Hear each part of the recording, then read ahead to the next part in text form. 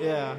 No, yeah, they asked me questions like, have you ever crashed a plane before? Is this your first time? All the doctors on the cruise ship were just like, you just survived a plane crash. Like, you sure you're fine? It was my one time on a cruise and hopefully my last that I drop in on. So, but...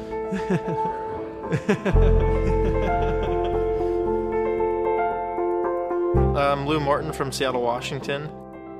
I work for a company that's based out of Seattle, Washington, the Flight Academy. What we do is we specialize in flight training, ferry flying as well. Ferry flying, I mean, it's definitely been recognized as some of the most dangerous flying out there. Technical definition of ferry flying is just moving a plane for someone else from point A to point B. I get international deliveries all over the place. I'm on my second passport at the age of 25.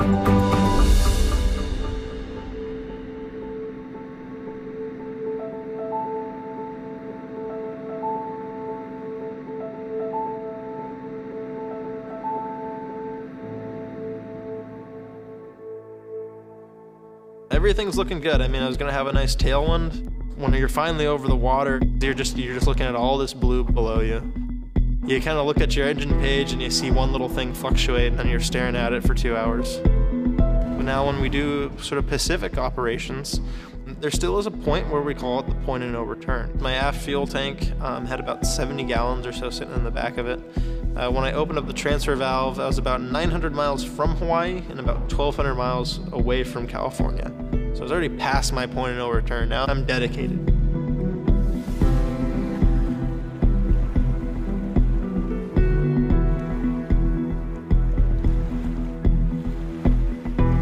So there's something there. There's something that's stopping this flow. There's something going on. The only thing I could do is now I've just declared an emergency for November 7 Yankee Tango. I'm having an issue with my fuel system that's not transferring. Is there any way you guys can prepare either a C-130 or a helo? They're like, yeah, we can do both. I was like, that sounds great. And that was the most reassuring thing when that happened, to have that C-130 sitting off your left wing and falling you all the way in. So once I fully drained out the forward auxiliary tank to the wings, now I know that exact number how much fuel I have left. And unfortunately, it's going to put me about 200 miles short of Hawaii. And then it came the time of knowing that you're gonna have to ditch an aircraft. So I had two options. You can still continue going straight for Hawaii and hope you make it 130 to 135 miles and then get picked up by a helo. Or there's this cruise ship that you could also try for that's 275 miles off of Hawaii. But the other thing is that you have to then go and find this cruise ship over the middle of the ocean that we're just giving you coordinates to, and it's traveling on this heading, going this fast. There was airliners chiming in of oh, V-line it for Hawaii as best as you can and you'll probably make it a little bit further. And there's another guy that was like, hey, if I was you, I'd just go for the cruise ship. Everyone's giving their opinions and everybody would kind of finish up with their little bit of, but I mean, it's your decision of what you're gonna do. At that point, I'd already made the decision to try and find this cruise ship. I gave my dad a call on the sat phone. Hey, there's a Coast Guard C-130 off my left wing, and his reply was, okay, explain.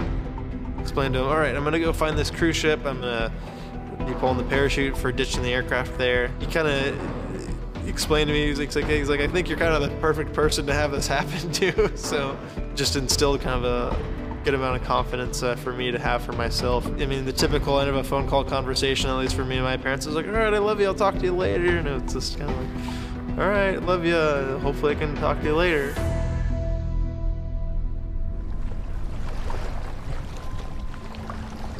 It's ingrained in the head of you've got this parachute system. It never really crossed my mind to really do a ditching. You don't want to take a fixed gear aircraft and try and plow it onto the water. It's more of you get this straight down impact and you have a very much higher potential that you're actually going to walk away from it or swim away, depending on what you're going into. When I found the cruise ship and was circling him, I'm looking down at the water. It's about 12 to 15 foot swells. I want to go beyond the bow so they can keep an eye on me. And they're like, that's exactly what he wants you to do. You have this moment of just sort of realization of what you're going to be doing and getting yourself ready for the next step. And you kind of feel like a 5-year-old kid at the end of the high dive. Turn the fuel selector to the off position, pulling the power back, which is weird, and pulling that mixture all the way back to idle cutoff. Now it's reach up and you get your hand on the parachute handle. That's when I decided to go ahead and deploy the parachute. And then you hear that first rocket just fire right out, so you hear the loud bang and the pop of the panel on the backside.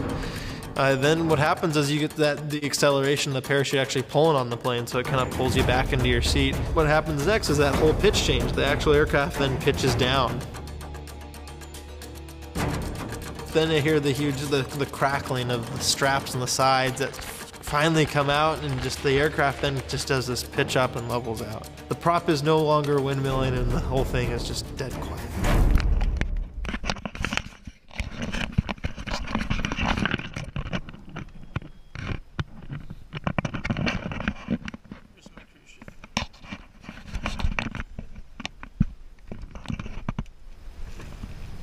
Just sort of the surreal moment of just quietness in this plane as I'm still in the air.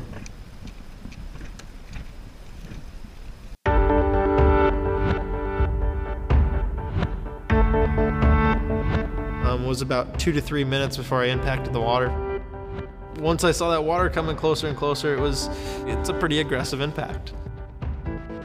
If you slow down in that video, you can kind of see me from the Coast Guard clip of me jumping over the fuselage as it starts to swing over.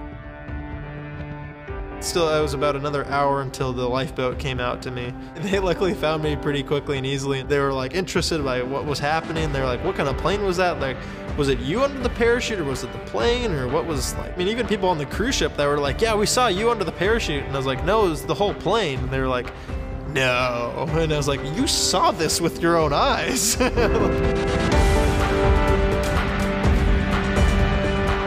The Cirrus Cap's parachute system, what it did for me for that day was allow me to live through the whole day. I mean, I've got over 2,000 hours in the Cirrus aircraft. I mean, they're definitely one of my favorite planes to fly.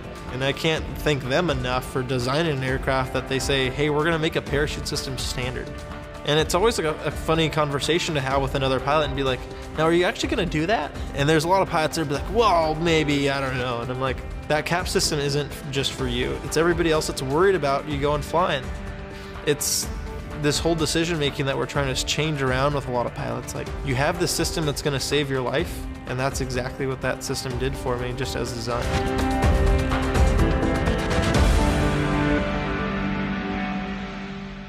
Use it.